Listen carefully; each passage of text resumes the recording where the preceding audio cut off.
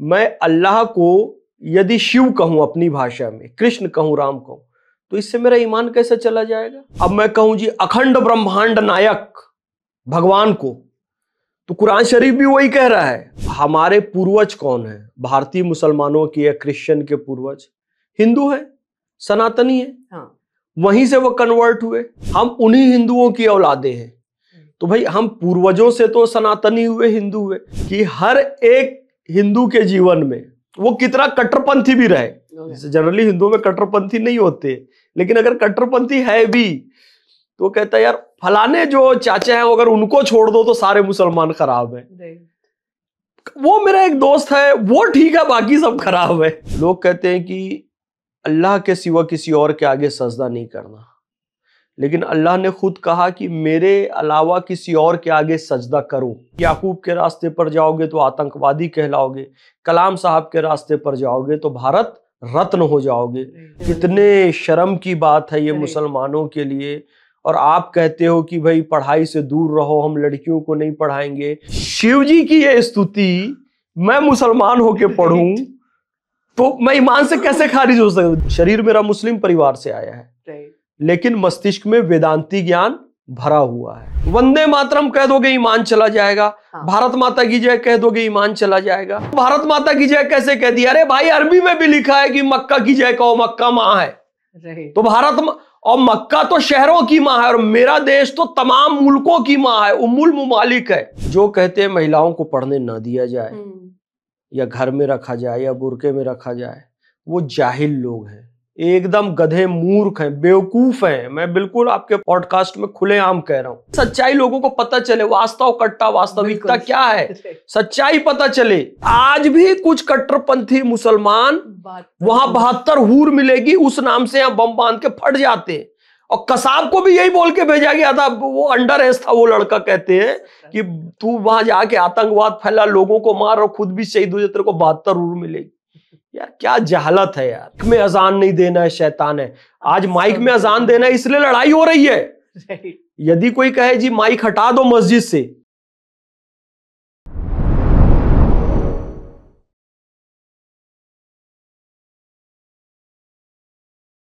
अब तक वास्तव कट्टा के चैनल पे हमने बहुत सारी सेलिब्रिटीज को देखा है।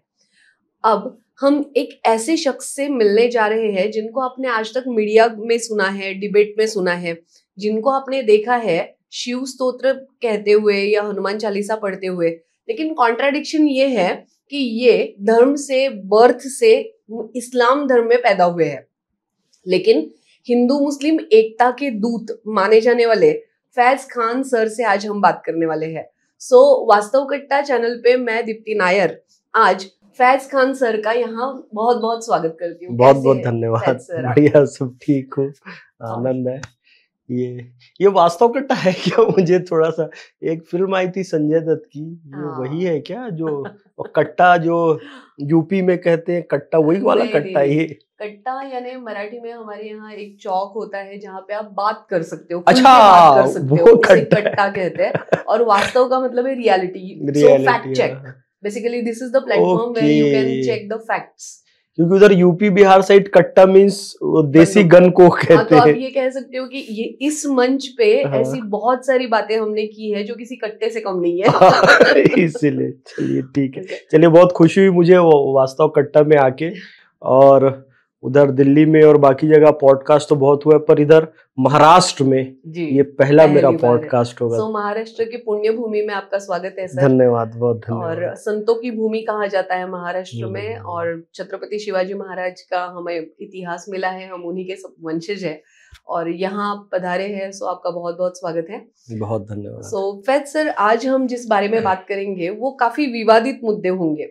जैसे अब तक हमने आपको सुना है संस्कृत के श्लोक कहते हुए, लेकिन जहां तक मेरी समझ है, देखिए आप इस्लाम के काफी बड़े अभ्यासक हैं, आप इतिहास के बड़े अभ्यासक हैं, आप सभी धर्मों के बारे में जानते हैं। आपसे थोड़ा कम ही जानती हूँ, लेकिन इतना तो जानती हूँ कि होली कुरान में यानी कुरान पाक में जो लिखा है कि अल्लाह के अलावा हम किसी और की इबादत नहीं कर सकते हैं। तो जब आप शिव तांडव स्तोत्र कहते हैं या जब आप हनुमान चालीसा कहते हैं, तो क्या ये इस्लाम के खिलाफ नहीं हो जाता? बिस्मिल्लाहिर्रहमानिर्रहीम रब्बिश्रह ली सदरी व यस्सिर ली अमरी वहलुल उक़दतम मिन लिसानी यफ़क़हू क़ौली। अज्ञानतिमिरान्धस्य ज्ञानांजन शलाकया चक्षुरुन्मीलितं येन तस्मै श्री गुरुवे नमः। भारत माता की जय, वंदे मातरम, जय हिंद, जय महाराष्ट्र। जय महाराष्ट्र। देखिए, ये प्रश्न बार बार उठता है कि इस्लाम या सेमेटिक कहें, चूंकि आप एकेडमिक्स से जुड़ी हैं तो उस तरह की मैं आपसे बातें करूंगा। सेमेटिक रिलीजन कहें, इस्लाम, यहूदी या क्रिश्चियनिटी, इसमें ईश्वर के एकेश्वरवाद को बहुत ज़्यादा महत्व दिया गया है कि हमें अल्लाह के सिवा किसी और को नहीं पूजना है। जी, बिल्कुल, अल्लाह के सिवा किसी और को नहीं पूजना है। लेकिन एक बात समझनी चाहिए कि अरबी में अल्लाह कहते हैं। जी, यदि आप यहूदियों के पास चले जाएंगे, उनकी भाषा में यहोवा कहते हैं, जेहोवा। आप फारस में आ जाएंगे, ईरान में, पर्शिया में खुदा कहते हैं। तो जब जेहोवा स्वीकार, अल्लाह स्वीकार, फारसी भाषा का खुदा स्वीकार, तो भारत की मेरी जो भाषा है, संस्कृत है, हिंदी है, मराठी है, गुजराती है, तमिल है, तेलुगु है, कन्नड़ है, उसमें भगवान भी कहते हैं, ईश्वर भी कहते हैं, राम भी कहते हैं, शिव भी कहते हैं, कृष्ण भी कहते हैं, मालिक भी कहते हैं, वाहेगुरु भी कहते हैं। तो हमें अपने देश की भाषा से क्यों आपत्ति होनी चाहिए? मैं अल्लाह को यदि शिव कहूं अपनी भाषा में, कृष्ण कहूं, राम कहूं, तो इससे मेरा ईमान कैसे चला जाएगा? फारसी भाषा का व्यक्ति, पर्शियन व्यक्ति खुदा कहता है तो वो कम मुसलमान हो गया क्या? तो ये बात है, केवल भाषा का अंतर है। अब हमारे यहां भगवान की जो स्तुति है, संस्कृत में लिखी गई, मराठी में लिखी गई, अरब में, अरबी में लिखी गई। अब अरब में कहा गया, कुरान शरीफ अवतरित हुआ अरबी भाषा में, अल्हम्दुलिल्लाह रब्बिल आलमीन, सारी तारीफ उस अल्लाह की जो सारे आलम का रब है, सबका, खाली मुसलमानों का नहीं, होल यूनिवर्स, अखंड ब्रह्मांड। अब मैं कहूं जी अखंड ब्रह्मांड नायक भगवान को, तो कुरान शरीफ भी वही कह रहा है, पर अरबी में अल्हम्दुलिल्लाह रब्बिल आलमीन, और मैं अपनी हिंदी, संस्कृत, मराठी में कहूं अखंड ब्रह्मांड नायक। तो भाई बात तो वही है, लैंग्वेज का बस अंतर है। इसलिए मैं बारंबार कहता हूं, भारतीय मुसलमानों को भी कहता हूं, भाई अपनी भाषा में कहने से हमारी भाषा का गौरव बढ़ता है, कोई हमारा ईमान नहीं जाता है। तो इस बात को समझना चाहिए। ओके, ठीक है, मतलब ये एक अलग पर्सपेक्टिव आपने दे दिया जी। बिल्कुल बिल्कुल यही है, और इससे डिफरेंट कुछ हो भी नहीं सकता ना। अच्छा, एक बात और ये है कि आप अल्लाह के सिवा किसी के और के आगे झुकेंगे नहीं जी, वंदे मातरम से काफी परहेज हाँ हाँ हाँ हाँ, अल्लाह के आगे, अल्लाह के सिवा किसी और के आगे आप झुकेंगे नहीं। तो एक बात है कि आप अगर राम और कृष्ण जी को या शिव जी को दूसरी आइडेंटिटी मानते हैं, तो हमारे पूर्वज कौन है? भारतीय मुसलमानों के या क्रिश्चियन के पूर्वज हिंदू है, सनातनी है। हाँ। वहीं से वो कन्वर्ट हुए। कई जगह ये आरोप लगता है कि भाई तलवार के बल पे कन्वर्ट हुए, और सच्चाई एक काफी हद तक ये है कि ख्वाजा गरीब नवाज जब भारत में आए तो ख्वाजा गरीब नवाज के हाथों लगभग 90 लाख हिंदुओं ने इस्लाम कबूल किया था जी। हम उन्हीं हिंदुओं की औलादे हैं, तो भाई हम पूर्वजों से तो सनातनी हुए, हिंदू हुए। अच्छा, आपने एक फिल्म देखी होगी, अमर अकबर अंथोनी जी। अमर है, मंदिर जाता है, अकबर मस्जिद जाता है, एंथोनी चर्च जाता है। अच्छा, भारत की खूबसूरती है कि अमर को मंदिर जाने से अकबर भी नहीं रोकता है, और अकबर मस्जिद जाएगा तो अमर उसका विरोध नहीं करता है, और एंथोनी चर्च जा रहा है तो दोनों उसका रिस्पेक्ट करते हैं। लेकिन इन सब के बाद भी एक सत्य ये है ना कि इन तीनों के पिता का नाम किशन लाल है, हिंदू है। ये भारत का सांस्कृतिक इतिहास यही है। मैं मोहम्मद फैज खान हूं कि जोसेफ हूं कि हमारे पूर्वज तो सनातनी है, हिंदू है। तो मैं अपने पूर्वजों की आस्था की यदि इज्जत रख लूं, भाई राम की पूजा नहीं करना, कृष्ण की पूजा नहीं करना, शिव जी की पूजा नहीं करना, तो हम एक मुसलमान होने के नाते यदि राम और कृष्ण की पूजा नहीं करें, अल्लाह के सिवा किसी और की पूजा नहीं करना है, इनकी इज्जत तो कर सकते हैं। राम की इज्जत की जा सकती है, कृष्ण से मोहब्बत की जा सकती है, इसमें क्या दिक्कत है? और एक बड़ी फैक्चुअल बात मैं आपको बताऊं कि पैगंबर हजरत मोहम्मद सल्लल्लाहु अलैहि वसल्लम के जो पिताजी थे उनका नाम है अब्दुल्ला। अब्दुल्ला का मीनिंग क्या होता है? आपने एक बड़ा शब्द सुना होगा, अब्दुल। ये अब्दुल है। अब्दुल से बच के रहो। अब्दुल थोड़ा खतरनाक, ऐसा भी ट्रेंड आजकल चला हुआ है। हालांकि एक आनंद की बात यह है कि हर एक हिंदू के जीवन में वो कितना कट्टरपंथी भी रहे, जनरली हिंदुओं में कट्टरपंथी नहीं होते, लेकिन अगर कट्टरपंथी है भी तो कहता है यार फलाने जो चाचा हैं अगर उनको छोड़ दो तो सारे मुसलमान खराब हैं। वो मेरा एक दोस्त है वो ठीक है, बाकी सब खराब है। एक ना एक कोई होता है। तो हिंदू अगर 120 करोड़ है और मुसलमान 25 करोड़ है और सबके जीवन में एक एक ठीक वाला मुसलमान है तो सारे ही ठीक हो गए। इस हिसाब से तो सारे ठीक हो। तो बहरहाल इधर मुसलमानों में भी कट्टरपंथी बहुत है, वो भी काफी विरोध करते हैं जी। मेरा वंदे मातरम को लेकर या राष्ट्रगान को लेकर या भगवा ध्वज को लेकर या शिव तांडव को लेकर। तो मैं यही कहना चाहता हूं कि हमारे पूर्वजों की आस्था का हमको कम से कम सम्मान तो करना चाहिए, क्योंकि उनकी आस्था है। अब मैं तो ये कहता हूं कि अल हिकमत ज़ालतुल मोमिन फहसो वज़दाहा आहक को बेहा। इस्लाम में एक कोट है, अरबी का ये कोट है कि जहां भी ज्ञान मिले उसे अपना ही खोया हुआ ज्ञान मानकर निसंकोच हासिल करना हर मुसलमान का हक है। यानी कोई भी ज्ञान आपसे बाहर नहीं है। आप यूपीएससी, पीएससी और दूसरे एग्जाम्स की तैयारी भी करवाती है। मैं आपको बताऊं कि इस्लाम की जहां तक बात है, इसमें कोचिंग क्लासेस, यूपीएससी एग्जाम, ये सबका बड़ा महत्व है फ्रॉम द स्टार्टिंग। आप कहेंगे कि किसी मुसलमान से पूछेंगे ना कि इस्लाम तो 1400 साल पहले आया, पैगंबर हजरत मोहम्मद सल्लल्लाहु अलैहि वसल्लम से आया, तो मुसलमान तुरंत कहेगा कि नहीं, हजरत आदम से आया, एडम से आया, एडम से आया है जी। तो जब से एडम है तब से इस्लाम है जी। तो आपको पता है एडम को जब अल्लाह ने बनाया तो क्या हुआ था? लोग कहते हैं कि अल्लाह के सिवा किसी और के आगे सजदा नहीं करना, लेकिन अल्लाह ने खुद कहा कि मेरे अलावा किसी और के आगे सजदा करो। अल्लाह ने खुद कहा कुरान शरीफ में। अच्छा। आपने सेंटेंस कहा ना कि कुरान शरीफ कहता है कि अल्लाह के सिवा किसी और के आगे सजदा नहीं करना। कुरान शरीफ में अल्लाह खुद कह रहा है कि मेरे सिवा किसी और के आगे सजदा करो। और जिसने ये कहा कि मैं अल्लाह के अलावा किसी और के आगे सजदा नहीं करूंगा, ध्यान देना, ये बहुत मार्क वाली बात है। जिसने ये सेंटेंस कहा कि मैं अल्लाह के सिवा किसी और के आगे सिजदा नहीं करूंगा, इस्लामिक हिस्ट्री में वो फरिश्ता नहीं शैतान कहलाता है। ओह गॉड, तो मतलब ये तो जितने हैं सारी शैतान है। अब वो तो सोचने वाली बात है क्योंकि मैं अकॉर्डिंग टू कुरान कह रहा हूं। क्यों अल्लाह ने कहा मेरे सिवा किसी और के आगे सजदा करो? Because of knowledge. अल्लाह ने हजरत आदम अलैहिस्सलाम को बनाया। हजरत आदम अलैहिस्सलाम को बनाया मिट्टी से, और फिर एक कॉम्पिटिटिव एग्जाम लिया।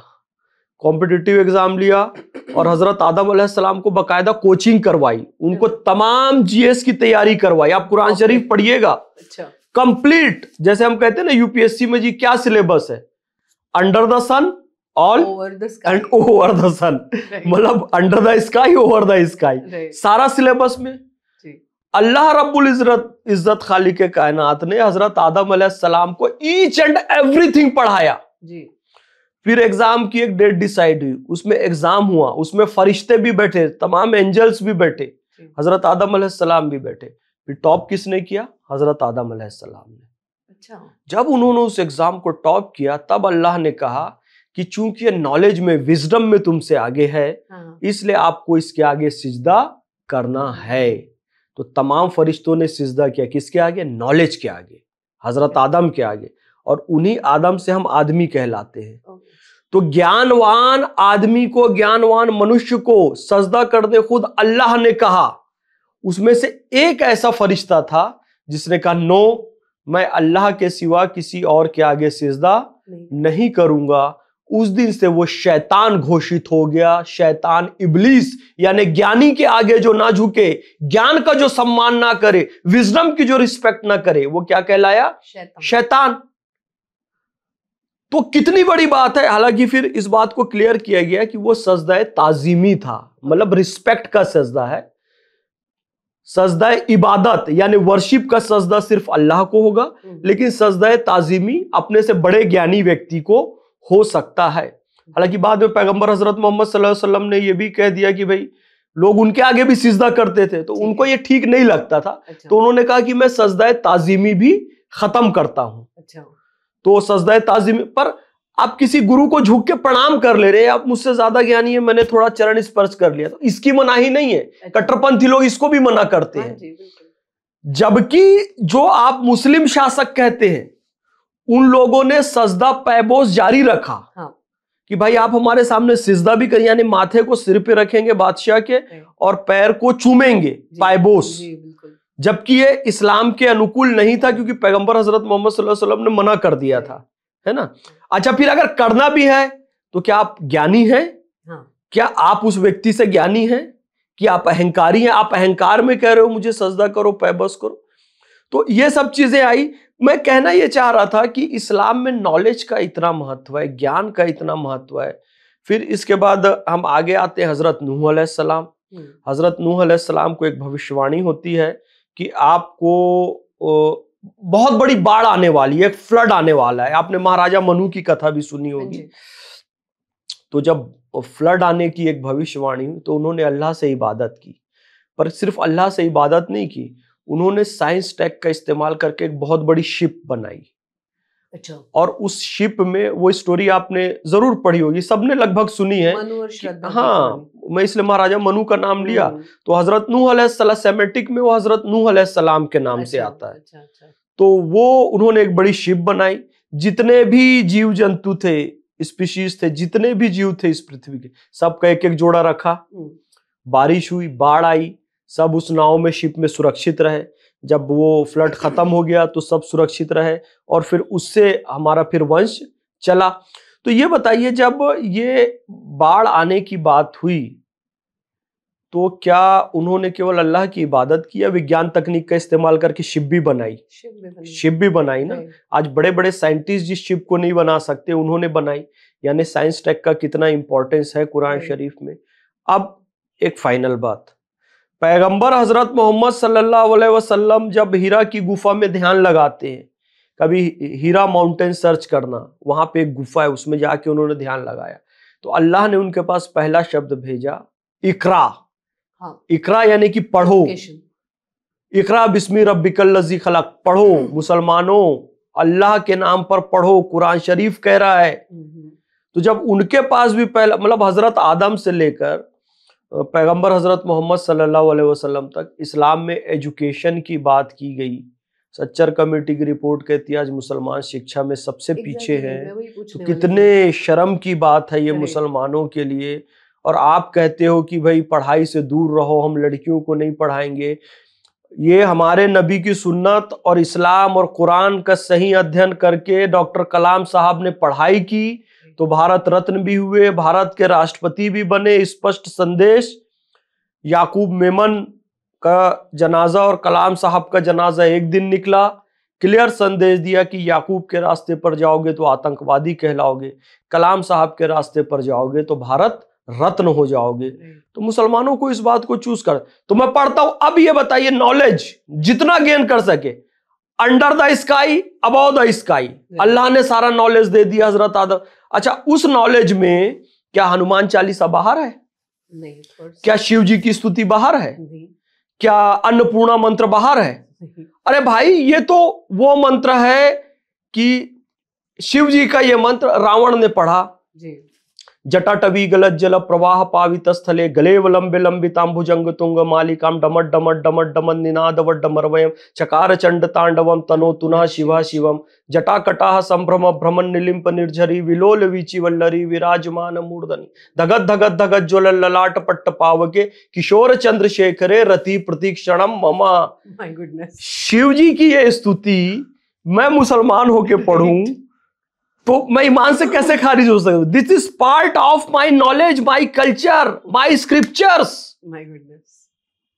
यदि शिव जी की स्तुति रावण कर रहा है तो वो भी स्वीकार, राम जी कर रहे हैं नमामि शमीशान निर्वाण रूपम विभुम व्यापकम ब्रह्म वेदा स्वरूपम, तो वो भी स्वीकार। यदि मैं कहूं अल्लाह रज्जाक है, रज्जाक का मतलब क्या होता है? हिंदी में, मैं संस्कृत में, मराठी में कहूं अन्नदाता। ओके, अन्नदाता। अच्छा। तो ये बताओ, मैं अरबी में यदि रज्जाक कहूं कि अल्लाह रज्जाक है, मुझे भोजन देता है, तो रज्जाक ठीक है। और मैं अपनी भाषा में कह दूं, मराठी में, संस्कृत में, हिंदी में, अन्नदाता है ईश्वर, अन्नपूर्णा माता है, तो क्या अपनी भाषा कहने से मैं कम मुसलमान हो जाऊंगा क्या? भाई इस्लाम में बिस्मिल्लाहिर्रहमानिर्रहीम पढ़ के खाना खाते हैं, अल्लाह को रज़ाक कहते हैं। इधर हिंदी संस्कृत में आइए तो कहेंगे ओम अन्नपूर्णे सदा पूर्णे शंकर प्राण वल्लभे ज्ञान वैराग्य सिद्ध्यर्थम भिक्षाम देहि च पार्वती माता च पार्वती देवी पिता देवो महेश्वरा बांधवा शिव भक्ताश्च स्वदेशो भुवनत्रयम्। तो इसमें क्या कमी हो जाएगी भाई? यदि हमें ओम ब्रह्मण परम ब्रह्म ब्रह्मणागणो ब्रह्मणाउतम ब्रह्मैव तेन गंतव्यम ब्रह्म कर्म समाधि नाम, तो इसमें जी मेरे संस्कृत बोल देने से क्या कमी हो गई? मतलब मेरे ईमान में कहीं कोई कमी नहीं होगी। तो ये सब व्यर्थ की बातें हैं। भाषा का केवल ये झगड़ा है, इस्लाम इसका विरोधी नहीं है, ना ही सनातन में इसका कोई। सनातन तो भाई ये कहता है जितना ज्ञान हासिल कर लो करना चाहिए। अगर अल्हम्दुलिल्लाह रब्बिल आलमीन कुरान शरीफ में कहा गया, तो गोस्वामी तुलसीदास जी ने कहा जड़ चेतन जग जीव जत सकल राममय जानी बंदौ सबके पद कमल सदा जोरे जुग पानी। सर्वम खल विदम ब्रह्म कहा गया जी, सब कुछ ब्रह्म है।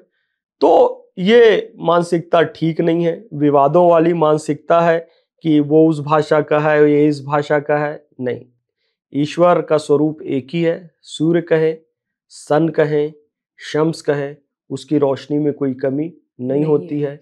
मून कहें, चंद्र कहें या कमर कहें, तो उसकी शीतलता में कोई कमी नहीं होती है। वाटर कह ले, पानी कह ले, H2O कह ले, जल कह ले, नीर कह ले, वो सबकी प्यास बुझाएगा। ये बात है। Very nice. क्या मतलब कैसे हासिल किया आपने?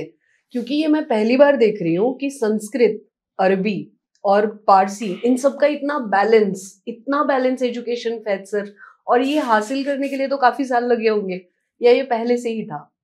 नहीं, देखिए एक बात है, कई लोगों को यकीन नहीं होगा, ये सच है कि ईश्वर की ही कृपा होती है। वो तो है,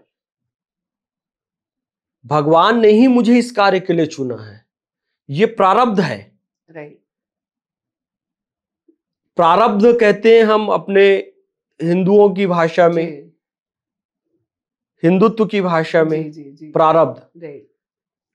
इस्लाम के अनुसार कहेंगे भाई वतु इज्जु मंतशा वतु जिल्लु मंतशा बेअदिकल खैर इन्नका अला कुल्ले शैइन कदीर। इज्जत और जिल्लत अल्लाह के हाथ में है, वो इज्जत देने वाला है, उसने हमें इज्जत दी है, नॉलेज दिया, अपना काम वो हमसे करवा रहा है। तो स्वामी विवेकानंद ने भी एक बात कही कि इस्लामी शरीर और वेदांती मस्तिष्क भारत के विकास की आशा है। तो मैं स्वामी विवेकानंद की उस भविष्यवाणी का मूर्त रूप हूं। इस्लामी शरीर, आपने कहा पैदा तो ये मुस्लिम परिवार में हुए हैं और इनको ये नॉलेज है, वो नॉलेज है, तो इस्लामी शरीर और वेदांती मस्तिष्क, ये स्वामी विवेकानंद ने कहा था भारत के विकास की आशा, मैं उसका मूर्त रूप हूं। शरीर मेरा मुस्लिम परिवार से आया है, लेकिन मस्तिष्क में वेदांती ज्ञान भरा हुआ है। और एक बात फिर कह रहा हूं, आप एकेडमिक्स की हैं इसलिए, अल्लामा इकबाल भी वेदांती विचारक थे। अच्छा। हाँ, अल्लामा इकबाल का जो पीएचडी का टॉपिक था वो था development of metaphysics in Persia.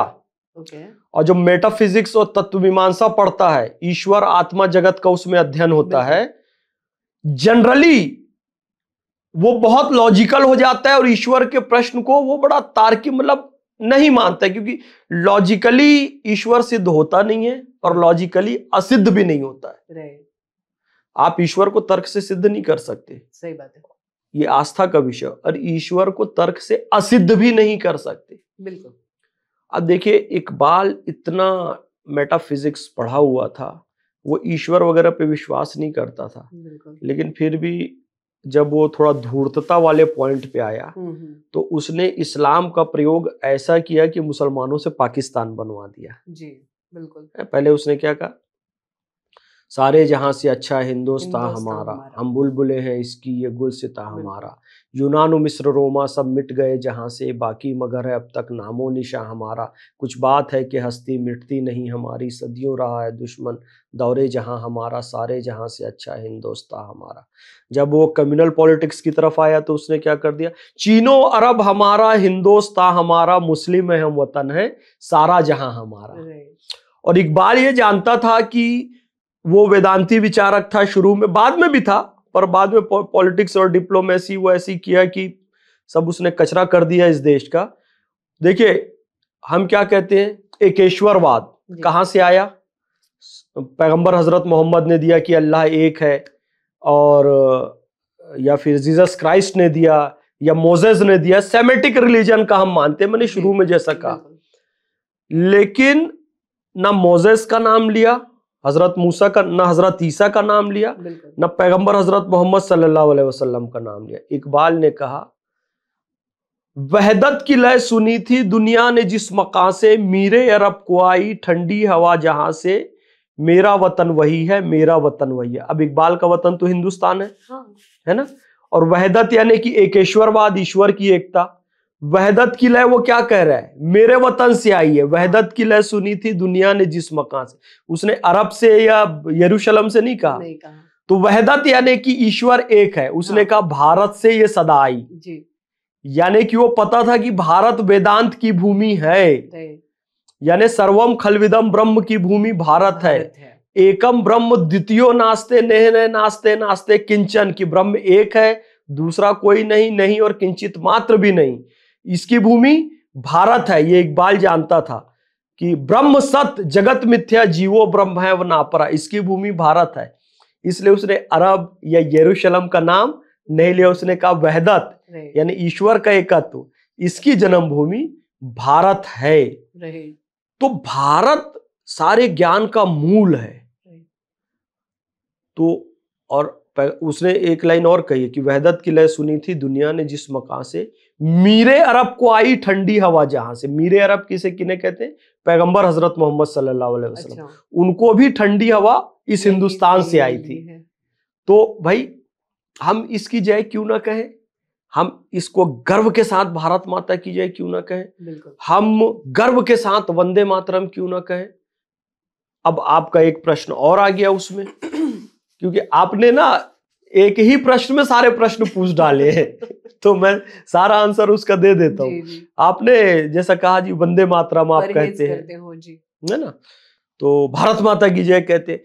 अब आप किसी कट्टरपंथी मुसलमान के, बार बार मैं देखिएगा कुछ कट्टरपंथी मुसलमान कह रहा हूं, सारे मुसलमान ना गिने, और कुछ कट्टरपंथी हिंदू कह रहा हूं, क्योंकि दोनों तरफ कट्टरपंथी तो कुछ कुछ है, सारे मुसलमान ऐसा नहीं करते।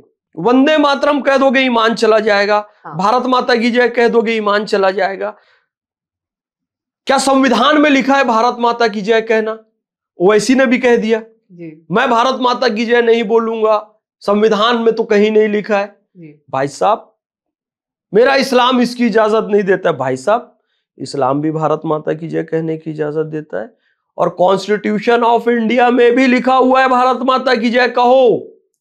बिल्कुल, इस्लाम और संविधान दोनों के हिसाब से मैं आपको बताता हूं। इस्लाम में कुरान शरीफ में एक शब्द आया उम्मुल कुरा।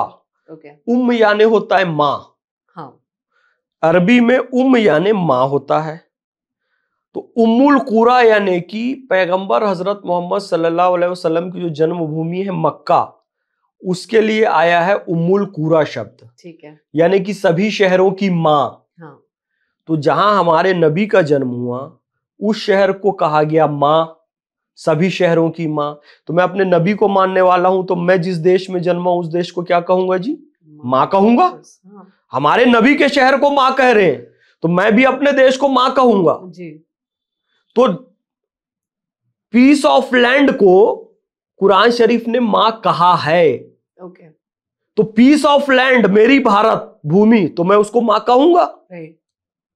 अब जमीन को मां कहा, तो हमारे यहां क्या कहते हैं संस्कृत में, जननी जन्मभूमिश्च स्वर्गादपि गरीयसी, जननी और जन्मभूमि स्वर्ग से भी महान है। जी। अब साहित्य को हम मां कहते हैं, सरस्वती मां, या देवी सर्वभूतेषु विद्या रूपेण संस्थिता नमस्तस्यै नमस्तस्यै नमस्तस्यै नमो नमः। हम अपने लिटरेचर को मां कहते हैं ना, साहित्य को सरस्वती मां कहते हैं। पूजन होता है। अब आप देखिए कुरान शरीफ का जो प्रथम अध्याय है जी, उसको उम्मुल कुरान कहते हैं, यानी कुरान की मां। अच्छा, मतलब साहित्य को मां कुरान शरीफ भी कह रहा है जी। और हम भी मां कहते हैं, यानी भूमि को भी मां कहा, अरबी में भी, हिंदी में भी, भारत में भी। साहित्य को मां कहा, अरबी में भी, हिंदी में भी। अब जो मां ने जन्म दिया उसको भी कहते हैं, और कहे मां के कदमों में जन्नत है, इस्लाम भी कहता है। और हम भी कहते हैं कि भाई मां की सेवा करो, आई की सेवा करो, या देवी सर्वभूतेषु मातृरूपेण से, तो जन्म देने वाली मां कोई मां का। तो दोनों संस्कृत। अब ये कट्टरपंथी पढ़ते नहीं है, ये जहालत में इसलिए है क्योंकि इनको ना अरबी का ज्ञान है, ना उर्दू का, ना संस्कृत का, ना मराठी का, ना हिंदी का। तो वो कहेंगे जी तुम भारत माता की जय कैसे कह दिया? अरे भाई अरबी में भी लिखा है कि मक्का की जय कहो, मक्का मां है। तो भारत और मक्का तो शहरों की मां है, और मेरा देश तो तमाम मुल्कों की मां है, उम्मुल मुमालिक है, ये विश्वगुरु है भारत। सही बात है। अब संविधान में कैसे लिखा है जी? आप भी फिर कहता हूं कॉम्पिटिटिव एग्जाम से जुड़ी हुई हैं, तैयारी भी बच्चों को करवाती हैं, तो भाई कॉन्स्टिट्यूशन में फंडामेंटल ड्यूटीज है, व्यक्ति ड्यूटी के आगे बढ़ता नहीं है, मौलिक कर्तव्य भी है। ड्यूटी तभी आपको मिलेगी जब आपको राइट्स तभी मिलेंगे जब आप ड्यूटीज पूरी करते हैं, है ना? तो ड्यूटीज में क्या लिखा है? मौलिक कर्तव्य में भारतीय संविधान अनुच्छेद 51 का बिंदु खा स्पष्ट कहता है कि भारतीय स्वतंत्रता संघर्ष को प्रेरित करने वाले आदर्शों को अपने हृदय में संजोना है और उसका पालन करना है। तो भारतीय स्वतंत्रता संघर्ष को किसने प्रेरित किया? भारत माता की जय के नारे ने प्रेरित किया। वंदे मातरम आनंद मठ बंकिम चंद्र चट्टोपाध्याय जी ने लिखा, उसने स्वतंत्रता आंदोलन को प्रेरित किया। वंदे मातरम ने छत्रपति शिवाजी महाराज की जयंती ने स्वतंत्रता आंदोलन को प्रेरित किया। गणेशोत्सव ने स्वतंत्रता आंदोलन को प्रेरित किया। बाल गंगाधर तिलक लोकमान्य जी ने गीता रहस्य लिखा, उसने स्वतंत्रता आंदोलन को प्रेरित किया। इन सब ने स्वतंत्रता आंदोलन को प्रेरित किया। तो इन सब का सम्मान करना हमारा मौलिक कर्तव्य है। बेशक कुरान शरीफ ने भी प्रेरित किया, क्योंकि जब अशफाक उल्लाह खान साहब फांसी पर चढ़ने गए थे तो अपने सिर पे कुरान शरीफ लेके गए थे, वो कलमा पढ़ रहे थे। तो हम इन सब का सम्मान करें, यह संविधान में लिखा है। इस बात को समझने की आवश्यकता है। बाकी वाद विवाद करने वाले लोग तो हर बात पे वाद विवाद करते रहेंगे, लेकिन जो सत्य है वो सनातन के हिसाब से। कोई इस पॉडकास्ट को देख के गलत नहीं कह सकता फैज भाई आपने ये बात गलत कही। कोई इस्लाम और कुरान के हिसाब से नहीं कह सकता कि फैज भाई ये बात आपने गलत कही। अब चूंकि उनके पास कोई लॉजिकल आंसर नहीं होगा तो वो गाली देंगे, अबे ये तो संघ का आदमी है, ये तो भाजपा का आदमी है, और ये तो बिक गया है, और ये दलाल है। भाई मैं अपनी बिट्टी का वफादार हूं, तुमको जो बोलना है बोलो, दम है तो लॉजिकल काटो मेरी बात को। इतनी सी बात है। क्या बात है फैज सर। सो एक बात जो मुझे याद आई, स्वामी विवेकानंद जी ने भी एक बार कहा था कि सभी धर्म नदियों की तरह है और समंदर की तरफ जाते हैं, यानी परमात्मा में लीन हो जाते हैं। वैसे ही कुछ आप भी कह रहे हो। सो अगर एजुकेशन का इतना ज्यादा महत्व है और कुरान शरीफ में सभी धर्मों के लिए कहा गया है, स्पेशली एज यू से कि ह्यूमन के ड्यूटीज के बारे में कहा गया है, तो फिर महिलाओं की इतनी ज्यादा बुरी कंडीशन इस्लाम में क्यों दिखाई देती है? जबकि जहां तक मेरा नॉलेज है, जो कि गलत हो सकता है, कुरान शरीफ में ये कहा गया है कि महिला ने कोई भी काम करने के पहले अपने पति से परमिशन लेनी चाहिए। तो ये कहाँ तक सही है? देखिए क्या है, स्वामी विवेकानंद ने बहुत अच्छी बात कही। रुचिनाम वैचित्रकुटलनाम पथजुषाम निर्णामेको गम्यस्तमसी पैसमर्णव ईव। इसका मतलब होता है जिस प्रकार भिन्न भिन्न नदियां भिन्न भिन्न मार्गों से होती हुई अंततः जाकर महासागर में मिल जाती हैं, उसी तरीके से भिन्न भिन्न मत, पंथ, समुदाय, संप्रदाय, पूजा पद्धति अंततः जाकर महासागर में मिल जाते हैं। ये उन्होंने अगेंस्ट कन्वर्जन कहा। अच्छा। कि कोई कहता है ना ईसाई बन जाओ तो ईश्वर हाँ, तक पहुंच हाँ, सकते हो, हाँ, मुसलमान बन जाओ तो ईश्वर तक पहुंच सकते हो। लेकिन भारत की संस्कृति कहती है कि मुसलमान भी पहुंच सकता है, ईसाई भी पहुंच सकता है, हिंदू भी पहुंच सकता है, बौद्ध और जैन भी। तो किसी को धर्म परिवर्तन, मत परिवर्तन की आवश्यकता नहीं है। Okay. तो अब आपने जो प्रश्न पूछा इस्लाम के बारे में, जो कहते हैं महिलाओं को पढ़ने न दिया जाए या घर में रखा जाए या बुर्के में रखा जाए, वो जाहिल लोग हैं, एकदम गधे, मूर्ख हैं, बेवकूफ हैं। मैं बिल्कुल आपके पॉडकास्ट में खुलेआम कह रहा हूं। बट ये तो कुरान में है ना, जहां तक मुझे पता है कि देखिए, पति के परमिशन के बिना महिला कुछ भी नहीं कर सकती। देखिए मैं आपको एक बात बताऊं, पैगंबर हजरत मोहम्मद सल्लल्लाहु अलैहि वसल्लम पर कुरान शरीफ नाजिल हुआ जी। उनकी पत्नी हजरत खदीजा Okay. कितनी बड़ी बिजनेस वूमेन थी। Really? Okay.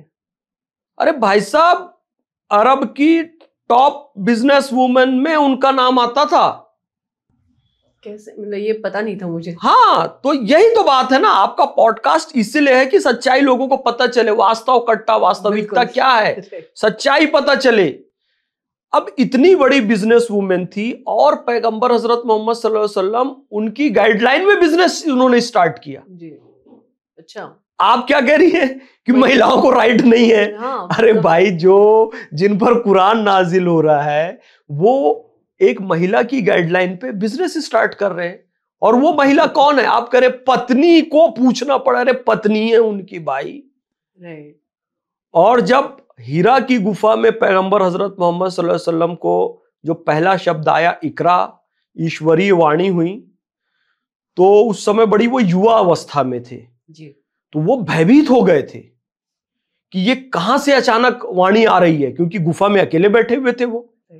तो पसीना पसीना हो गए वो, और दौड़ते दौड़ते आए और सीधा अपनी पत्नी के पास वो चले गए और भय से कांपते फिर उन्होंने उन्हें सहारा दिया जी। ये इस्लामिक हिस्ट्री में लिखा हुआ है। ओके। वो एज में बड़ी थी उनसे। अच्छा। हाँ। ओके। उन्होंने बिल्कुल उनको सहारा दिया, समझाया, क्या हुआ पूछा, और तब जाके वो रिलैक्स हुए थोड़ा सा। अच्छा। हाँ, मतलब ये काफी एजुकेटेड महिला। अरे बहुत एजुकेटेड महिला थी, बिजनेस वूमेन थी भाई। अब एक इस्लामिक हिस्ट्री में हजरत रुफैदा हुई हैं जी, सर्जन थी वो। Really? Okay. हाँ। इन महिलाओं के बारे में हमें बताया क्यों नहीं पता भाई? और पैगंबर हजरत मोहम्मद सल्लल्लाहु अलैहि वसल्लम के समय में थी। अच्छा। जो बड़ी बड़ी जंगें हुई हैं वो जंग में जाती थी, क्योंकि उस समय जंग जो है वो मिसाइल से नहीं होती थी या बंदूकों से नहीं होती थी या मशीन गन से नहीं, उस समय तीर, तलवार और इससे होती थी। तो कट लगता था शरीर में। हाँ। हर युद्ध, हर डे की लड़ाई के बाद कई सारे लोगों को कट लगता था, हाथ में, किसी को गाल में, किसी को पैर में, किसी को पेट में। तो उसकी सर्जरी कौन करेगा साहब? हाँ। वो महिला करती थी। तो सर्जन महिला है। पैगंबर हजरत मोहम्मद सल्लल्लाहु अलैहि वसल्लम की जो वाइफ है वो बिजनेस पर्सन है। और एक बात बताऊं, जो कहते हैं महिलाओं को बुरखे में रखना है, बंद रखना है, भाई साहब कुरान शरीफ में पहले नजरों का पर्दा कहा गया है सबसे पहले, कि पुरुष अपनी नजरों को नीचे रखे। देन कहा गया है कि महिलाएं ऐसे वस्त्र पहने जिससे कि शरीर का कटाव ना दिखे। बस वो पूरा जो बोरे जैसा आप देखते हो ना, ऊपर से नीचे तक पूरा बंद कर देते हैं, इसका कहीं उल्लेख नहीं है। हाँ, सर कवर कर ले और थोड़ा ढीले पहने, इतना ही कहा गया है। ढीले वस्त्र इसलिए कि एकदम से शरीर का कटाव ना दिखे, केवल इतना है। लेकिन कट्टरपंथियों ने उसको पूरा बोरे के अंदर बंद कर दिया है। वो बोरा जानती, इसमें चावल भर के लाते हैं, क्या कहते हैं उसको मराठी में? गोड़ी, हाँ, गोड़ी। वो गोड़ी जैसा कर देते हैं, बिल्कुल पैक। पोतो वो नहीं है इस्लाम में। तो माँ के कदमों में जन्नत कही गई जी, बिल्कुल है। फिर कुछ परंपरा ऐसी थी सऊदी अरब में कि बेटियों को जिंदा दफन कर दिया जाता था। तो उसके खिलाफ पैगंबर हजरत मोहम्मद सल्लल्लाहु अलैहि वसल्लम ने आवाज उठाई कि भाई बेटियां अल्लाह की बहुत बड़ी नेमत है, माँ के बेटी ही नहीं होगी तो माँ कहाँ से आएगी? नजरों का पर्दा आपको करना है, महिला को बाद में कहा गया है। पुरुषों को पहले नजरों, तो इतनी सारी बात है। और ये लोग कहते हैं कि जी महिला को एजुकेशन नहीं देना है, महिला को केवल पुरुषों के अंडर में रहना है। नहीं भैया, पूरा अधिकार है। और पैगंबर हजरत मोहम्मद सल्लल्लाहु अलैहि वसल्लम की तो माँ एक जन्म देने वाली माँ है, और एक उनको जो दूध पिलाया जिस माँ ने, धाय माँ जिसे हम कहते हैं, वो भी है। तो आप जैसे कृष्ण जी का जो इतिहास है कि एक माँ ने, देवकी माँ ने जन्म दिया, यशोदा माँ ने उनका पालन पोषण किया, तो अमीना माँ ने उनको जन्म दिया और दाई हलीमा ने उनको दूध पिलाया, उनका पालन पोषण किया। तो उस माँ को कैसे अधिकार नहीं रहेगा जी? तो जो लोग माँ को, बहन को, बेटी को अधिकार नहीं देते हैं और कहते हैं इस्लाम ऐसा कहता है, वो झूठ कहते हैं। अकॉर्डिंग टू इस्लाम नहीं कहते हैं। अच्छा, ये मेरा कहना है। तो फैज सर, ट्रिपल तलाक के बारे में आपका क्या कहना है? क्योंकि जैसे आप कह रहे हो, मुझे अब मेरे पर्सपेक्टिव से देखो तो मुझे तो ये लग रहा है कि फिलहाल जिस एज में हम है, ये तो डार्क एज ऑफ इस्लाम चल रहा है, क्योंकि आप अपने ही नॉलेज को भूल चुके हो और ना ही उसे पता करने की कोशिश कर रहे हो, जो है उसी को मान रहे हो और अगले जनरेशन को हम फॉरवर्ड कर रहे हैं। सो इसी से ट्रिपल तलाक आ रहा है, हिजाब का मुद्दा आ रहा है, या महिलाओं का जो बिल्कुल डिग्रेडेशन चल रहा है ये आ रहा है। अब देखिए, जैसे हिंदू धर्म में तो आप देखोगे कि बहुत सारी रानियां हुई है, रानी लक्ष्मीबाई हुई, जीजा माता हुई, है ना, अहिल्या बाई होलकर जो थी वो हुई, या बहुत सारी महिलाओं के नाम आप जानोगे। लेकिन इस्लाम के इतिहास में पूरे सल्तनत और पूरे मुगल में मिलके सिर्फ एक रानी हुई थी, रानी रजिया बेगम, है ना, सुल्ताना। सो बेसिकली ये क्यों इतना कॉन्ट्राडिक्शन क्यों है? देखिए, ये एक सुखद बात भी है और दुखद बात भी है कि इंडिया की हिस्ट्री में जो ऑफिशियली एक पहली महिला क्वीन हुई, हाँ, वो मुस्लिम थी जी। तो ये बहुत अच्छी बात है, लेकिन उसके बाद कोई नहीं हुई, ये दुखद भी बात है। रजिया सुल्ताना मैडम को भी अगर हम कहा जाए तो 4 साल वो मुश्किल 3.5-4 साल, और उनके खिलाफ काफी कॉन्स्पिरेसी हुई थी, आपने देखा ही होगा। मुझे लगता है कि उसके बाद ना किसी ने से सिंहासन संभालने की कोशिश की, ना किसी को मौका मिला, है ना। तो इतना कॉन्ट्रडिक्शन क्यों है? यानी कि हम सही में इस्लाम की जो ओरिजिनल टीचिंग है उसको भूल चुके हैं और ना ही उसे फिर से रिजा करना चाह भी रहे हैं। सो ये तो गलत है। बिल्कुल। लेकिन एक पॉजिटिव बात उसमें आपको ये देखनी पड़ेगी कि जैसे इंडोनेशिया मुस्लिम कंट्री है तो उसमें मेघावती सुकर्णो पुत्री आई, और पाकिस्तान एक इस्लामिक कंट्री है तो उसमें बेनजीर भुट्टो आई, इधर बांग्लादेश एक इस्लामिक कंट्री है तो इसमें शेख हसीना, तो और ऐसे एक दो और महिलाएं आई हैं। तो ये एक पॉजिटिव साइन है कि इस्लामिक कंट्रीज में भी मुस्लिम महिलाएं राष्ट्राध्यक्ष बनी है, प्रधानमंत्री और राष्ट्रपति के पद पर पहुंची है। हमारे यहाँ भी जो बीबी फातिमा जो भारत में जस्टिस के पद पर पहुंची, जो सुप्रीम कोर्ट की न्यायाधीश रही, जी। तो ये भी एक बड़ा पॉजिटिव साइन है। लेकिन यदि हम तुलना करें तो मुस्लिम जगत में महिलाओं की स्थिति नीचे है। बिल्कुल। अब उसका कारण हम इस पे चर्चा करें। जो धर्म सुधार आंदोलन क्रिश्चियनिटी में हुआ, यहूदियों में हुआ, हिंदुओं में हुआ, वो इस्लाम में नहीं हुआ। ये सत्य है, इसको मैं स्वीकारता हूँ।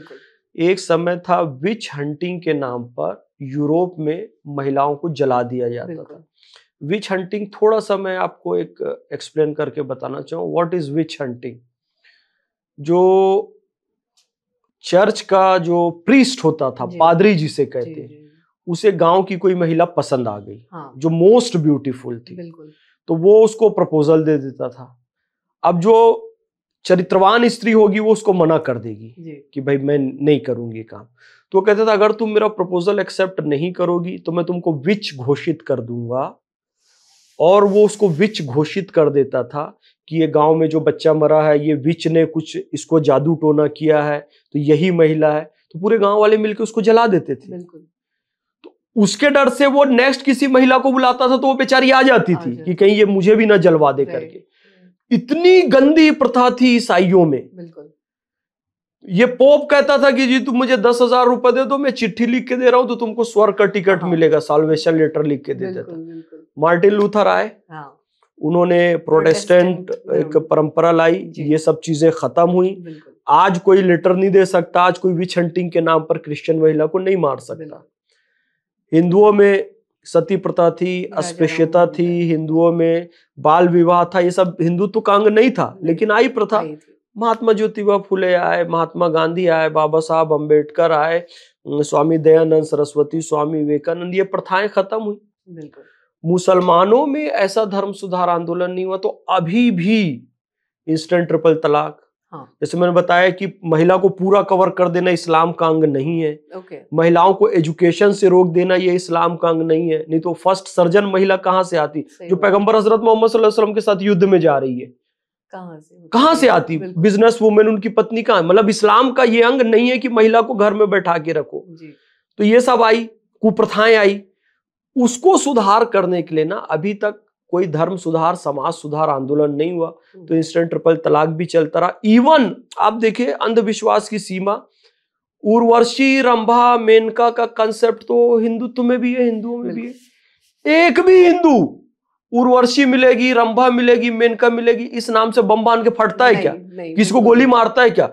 मैं भगवान इंद्र के नाम पर मर रहा हूं, वहां पर मैं जाऊंगा तो मुझे रंभा के साथ आनंद करने का मौका मिलेगा, ऐसा कोई हिंदू फटा क्या? जहालत देखिए, आज भी कुछ कट्टरपंथी मुसलमान वहां 72 हूर मिलेगी उस नाम से यहां बम बांध के फट जाते हैं।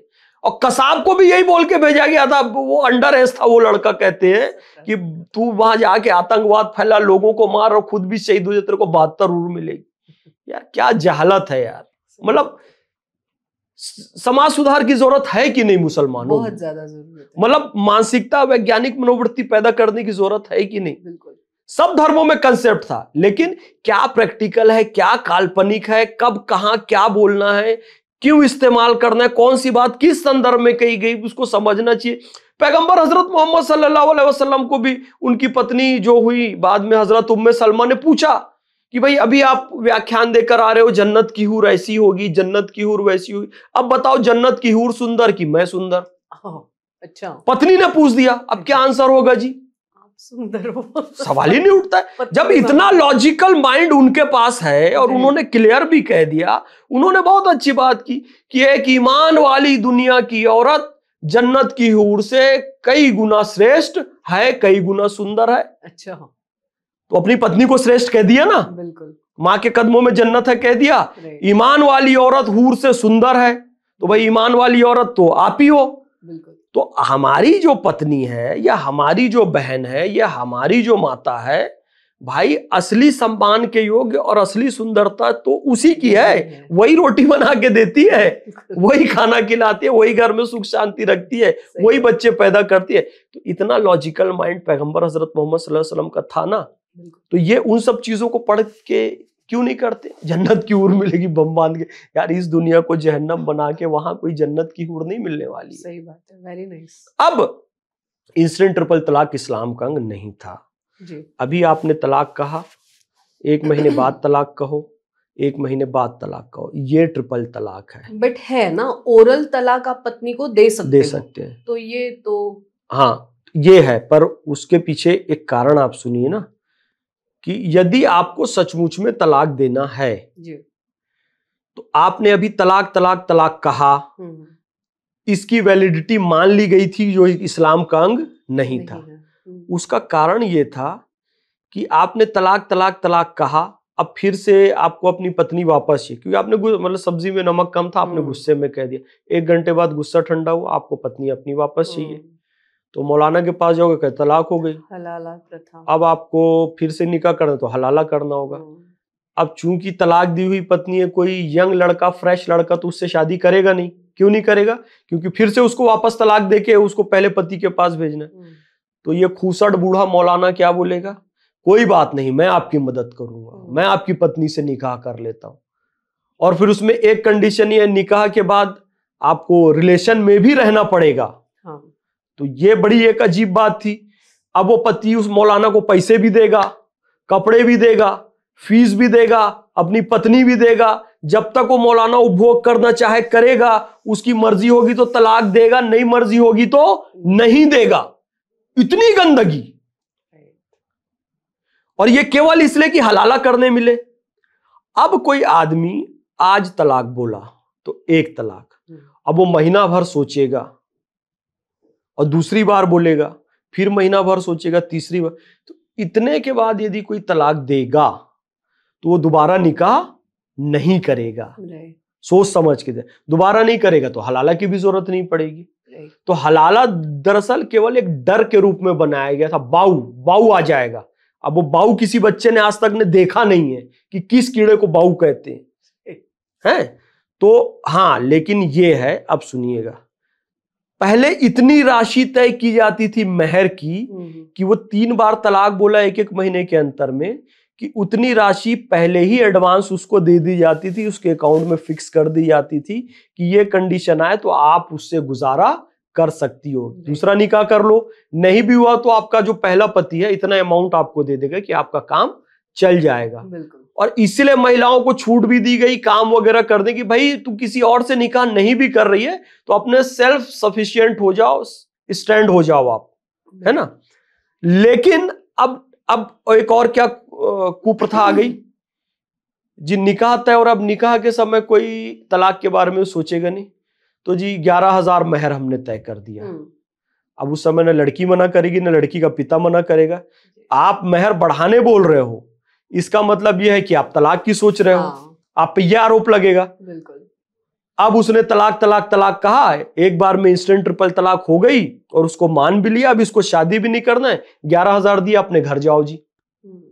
तो अब बेचारी 11,000 में क्या करेगी? सही बात है। अब चूंकि आप ऐसे कुंठित और कुप्रथा वाले मानसिकता से हो, तो उस लड़की को आपने पढ़ाया भी नहीं, उसको नौकरी भी नहीं करने दी, उसको इस लायक भी नहीं छोड़ा कि घर से निकल के वो कुछ पैसे कमा ले, तो अब वो 11,000 जीवन भर नहीं चला सकती। इसीलिए जो सारा अमेंडमेंट आया है ना, जो हम यूनिफॉर्म सिविल कोड की बात करते हैं और महिलाओं के गुजारा भत्ते की बात करते हैं, जो शाहबानो वाले मामले में हुआ कि महिलाओं का गुजारा भत्ता भी जैसे हिंदू महिलाओं के लिए मिलता है, इसमें बढ़ाया जाना चाहिए जी। दुरुपयोग नहीं होना चाहिए, बहुत सारा दुरुपयोग भी होता है, पर रियल में जो फैक्ट है, सचमुच में जहां महिलाओं को जरूरत है, चाहे वो मुस्लिम महिला हो हिंदू महिला, उसको वो हक मिलना चाहिए। हिंदू महिलाओं को मिलता है, मुस्लिम महिलाओं को नहीं मिलता है, तो इसलिए ये अमेंडमेंट किया गया। ये सुधार मुसलमान मुफ्ती, उलेमा, मौलाना, मुस्लिम इंटेलेक्चुअल्स को करना चाहिए था। बिल्कुल।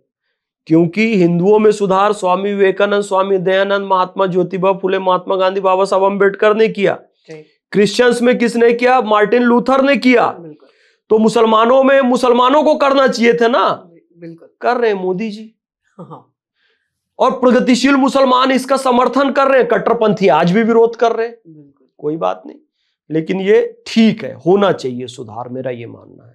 ओके फैज सर, जो मैंने अब तक देखा कि जिन चीजों को मुस्लिम विरोध करते हैं जनरली, मौलवी मुफ्ती जो आपने अभी कहा है ना, वो वक्फ बोर्ड का विरोध करते हैं, वो ट्रिपल तलाक के सुधारों का विवाद जहां खड़ा होता है वो खड़े हो जाते हैं कि हम ये नहीं होने देंगे, या फिर महिलाओं को संपत्ति के अधिकार मिले वो विरोध करते हैं, है ना, वो वंदे मातरम का विरोध करते हैं, वो जनगण मन का विरोध करते हैं, वो हर चीज का विरोध करते हैं। जो वो जहां विरोधक होते हैं वहां आप समर्थक होते हैं। ये हमेशा विरोधाभास क्यों है? यानी ये अपने आप ही हो जाता है या फिर मतलब कोई विचारधारा का अंतर है? देखिए, विचारधारा मैंने बताया, एजुकेशन का अंतर है। एजुकेशन, बट ये मौलवी मुफ्ती भी तो पढ़े लिखे ही होंगे। हाँ, मतलब कोई अनपढ़ तो है नहीं। हाँ, तो फिर आप दोनों में इतना फर्क कैसे है? देखिए, दो उसकी चीजें हैं, मैं आपको बता रहा हूँ। एक मैंने अल्लामा इकबाल का उदाहरण दिया जी। मतलब इस्लामिक हिस्ट्री का मोस्ट इंटेलेक्चुअल, अगर टॉप 10 इंटेलेक्चुअल्स को निकाले ना मुस्लिम हिस्ट्री में, तो उसमें एक नाम अल्लामा इकबाल का आता है। यदि मैं 1400 साल का इतिहास निकालूं, यार इतना इंटेलेक्चुअल आदमी, वो चाहता तो मुसलमानों को ऐसा मोड़ देता कि वो सारे नेशनलिस्ट रहते, पूरा पाकिस्तान भारत का हिस्सा रहता, बांग्लादेश भारत का हिस्सा, लेकिन इतना पढ़ने लिखने के बाद भी उसने अपनी पढ़ाई लिखाई का निगेटिव इस्तेमाल किया। आप तमाम फिल्में जो देखती होंगी, चाहे बॉलीवुड की हो, हॉलीवुड की हो, उसमें जो विलेन होता है वो बहुत पढ़ा, कोई बड़ा साइंटिस्ट होता है, वो उसने बड़ा प्रयोग किया होता है, उसने कोई खोज की होती है, पर वो अपनी खोज का इस्तेमाल किस लिए करता है? मानवता के कल्याण के लिए नहीं करता है, बल्कि उसके मन में एक भाव आ जाता है मैं पूरी दुनिया पे राज करूंगा, जी। अब मैंने जो दवाई बनाई है इससे बीमारी फैला दूंगा, नहीं मैंने जो ये बनाया है पॉइजन इससे बीमारी फैला दूंगा, एंटीडोट भी मेरे पास रहेगा पर मैं उसको दूंगा नहीं, मैं पूरी दुनिया में बीमारी फैलाऊंगा, उसके बाद इसको महंगी कीमत में बेचूंगा या तो नहीं बेचूंगा, बोलूंगा अब सब मेरे चरणों पर आकर झुको। ये विलेन वाला भाव जो था ना अल्लामा इकबाल में, और जो मुस्लिम कुछ इंटेलेक्चुअल जो पढ़ लिख जाते उनमें ये विलेन वाला भाव आ जाता है। उसामा बिन लादेन पढ़ाई लिखाई कर लिया, उसके अंदर ये भाव आ गया। अफजल गुरु इतना पढ़ा लिखा था, उसमें ये वाला भाव आ गया। तो कुछ मुस्लिमों के अंदर पढ़ने लिखने के बाद ये जो भाव आ जाता है ना, ये बड़ा खतरनाक है। रावण में भी आया था ये भाव, लेकिन हिंदुओं ने अपने आप को सुधारा ना, मैं ये कह रहा हूं सुधारा। भाई आप क्यों नहीं सुधार रहे हो, मेरा ये कहना है। और कुछ तो जाहिल ही होते हैं, कुछ इंटेलेक्चुअल्स होते हैं, उनको पता होता है कि मैं क्या कर रहा हूं, उनको पता है कि मैं इस्लाम का इस्तेमाल करके मुसलमानों को बहुत पॉजिटिव कर सकता हूं, पर वो नहीं करते हैं, जैसे इकबाल। और कुछ जाहिल ही होते हैं, वो पढ़ते ही इस मोड में है, इस व्याख्या में है कि बस उनको हूर और बम बांध के फटना, उससे ज्यादा कुछ नजर ही नहीं आता है।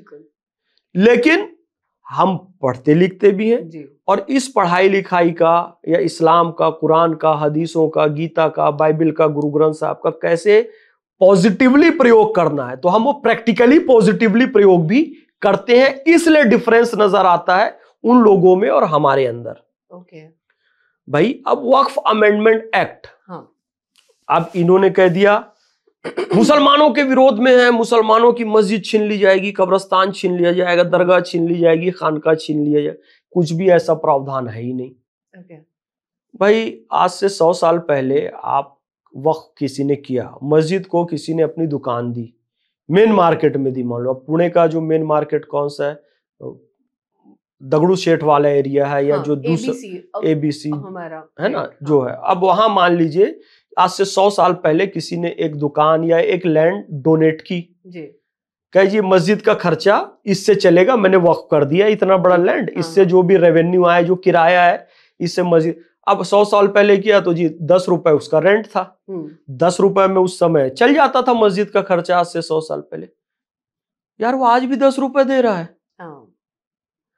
वक्फ लैंड का जो रेलवे के बाद सबसे ज्यादा है, सेना के बाद सबसे ज्यादा है, आज भी उसकी सालाना इनकम मात्र 126 करोड़ रुपए। अकेला राम मंदिर एक साल में 400 करोड़ रुपए का रेवेन्यू दे रहा है।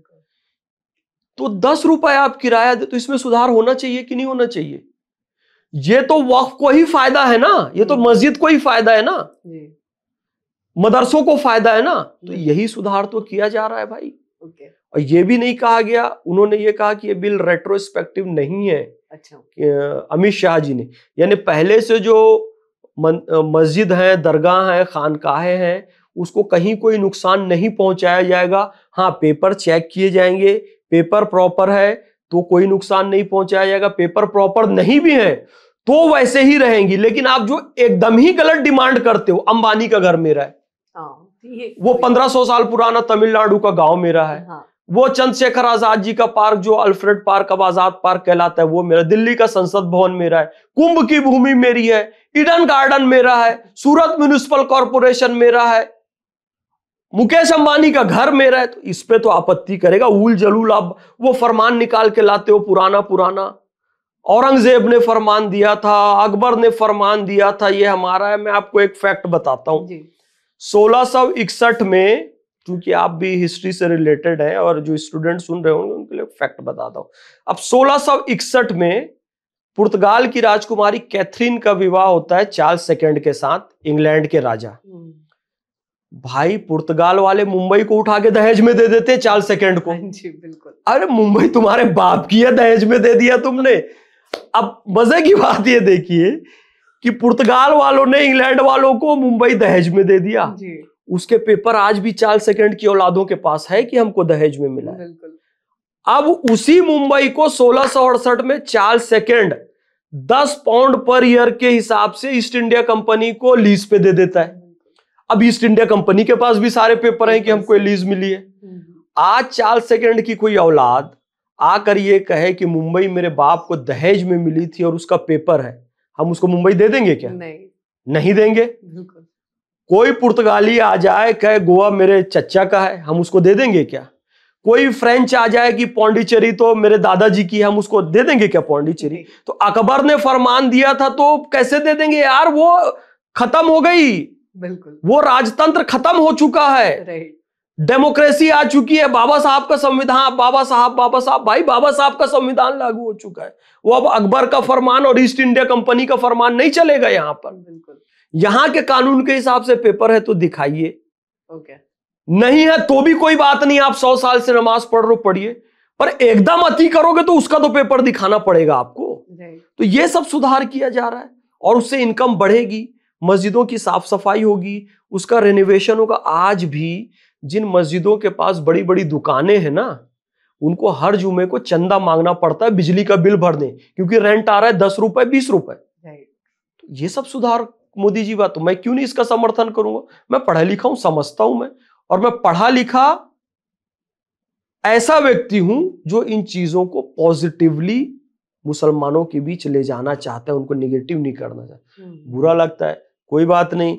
जब अपने अलीगढ़ मुस्लिम यूनिवर्सिटी सर सैयद अहमद खान साहब ने उन्होंने बनाई तो उनको जूते चप्पल की माला पहनाई गई थी, लेकिन आज अलीगढ़ मुस्लिम यूनिवर्सिटी बनी तो उसका फायदा मुसलमानों को हुआ। बिल्कुल। माइक जब पहली बार आया तो इसको शैतान कहते थे, माइक में अजान नहीं देना है, शैतान है। आज माइक में अजान देना है, इसलिए लड़ाई हो रही है। यदि कोई कहे जी माइक हटा दो मस्जिद से, तो मुसलमान लड़ने आ जाता है कि हमारे अधिकारों को। और जब शुरू में आया था तो कहते थे माइक में नहीं देना, ये शैतान है। हाँ। कैमरा शैतान है, टीवी शैतान। टीवी तो लोग मौलाना कहते थे लेके आओ इसको फोड़ेंगे, शैतान का डब्बा है। हमारे बचपन में याद है मौलाना मोहल्ले में तकरीर करने आते थे, कहते थे टीवी लेकर आओ, सब इसको फोड़ेंगे, शैतान है। आज मौलाना खुद टीवी पर आकर कह रहे हैं मेरे चैनल को सब्सक्राइब करो। तमाम मोबाइल से लेके लैपटॉप से लेके टेलीविजन से लेके सब यूज कर रहे हैं, सब यूज कर रहे हैं। अब वो शैतान नहीं है। धीरे से हमारी बात को समझेंगे। पहले माइक और टीवी इनके लिए शैतान था, आज उसी में आकर तकरीर कर रहे हैं। अभी लग रहा है वक्फ अमेंडमेंट गलत है, या यूसीसी गलत है, या महिलाओं को अधिकार देना गलत है। कल को आप समर्थन करेंगे। बिगाड़ आया है। आप 50 साल पहले का अफगानिस्तान देखिए, ईरान देखिए, इराक देखिए, बांग्लादेश देखिए, वहां की महिलाओं के ड्रेसेस देखिए, कितने बढ़िया वो जो पारंपरिक। अब सबको आपने काले वाले बोरे से पहना दिया। यार सुधार तो होगा। बिल्कुल जी। फैज सर, एक बात मैं और पूछना चाहती हूँ, ये हमारा सेकंड लास्ट क्वेश्चन होगा कि भारत के संविधान को आप बहुत रिस्पेक्ट करते हैं, ये मुझे बात समझ में आ गई है ना। अब प्रीएम्बल से कुछ शब्द हटाने की बात हो रही है, तो क्या आपको लगता है कि सेक्युलर शब्द हटा देना चाहिए? क्योंकि आपकी बातें तो सेक्युलर है, आप सेक्युलर है by nature, by behave also. तो सेक्युलर, सोशलिज्म जैसे ये जो शब्द है, ये प्रीएम्बल से हटा देना चाहिए या नहीं हटाना चाहिए? देखिए, आपको पता होगा, आप तो इतनी एजुकेटेड हैं कि मूल भारतीय संविधान में ये शब्द नहीं थे।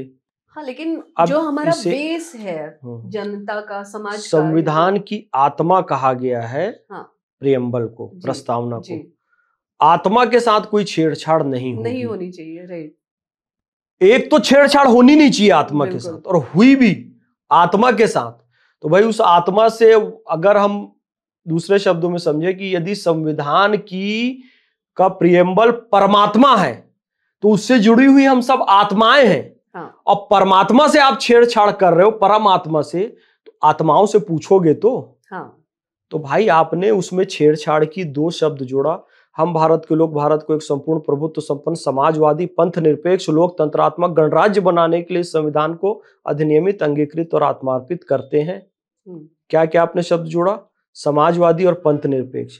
परमात्मा में छेड़छाड़ की, कब की? 1976 में की, 42वें संविधान संशोधन में की। एक भी आत्मा से पूछा? देश की जनता में से किसी से पूछा? संसद में किसी से पूछा? जनप्रतिनिधियों, किसी विधायक से पूछा? किसी पार्षद से पूछा? किसी मेयर से पूछा? पंचायत सरपंच से लेकर पार्लियामेंट्रियन तक किसी भी जनप्रतिनिधि से नहीं पूछा। आम जनता से पूछना तो दूर की बात थी।